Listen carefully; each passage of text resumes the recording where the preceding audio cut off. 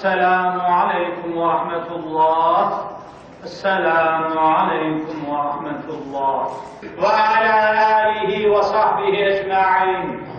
Dünyanın dört bir bucağında ya Rab, bugün sana açılacak ellerle onları daha fazla sızlatma Allah'ım.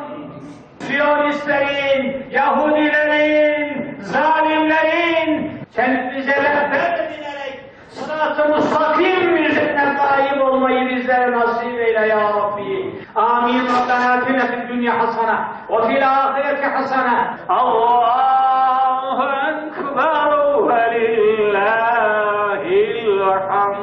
Doğu Türkistan'da da Müslümanların durumu işler acısıdır. Doğu Türkistan'da yaşayan kardeşlerimizin birçok temel haktan mahrum bırakıldığına, inanç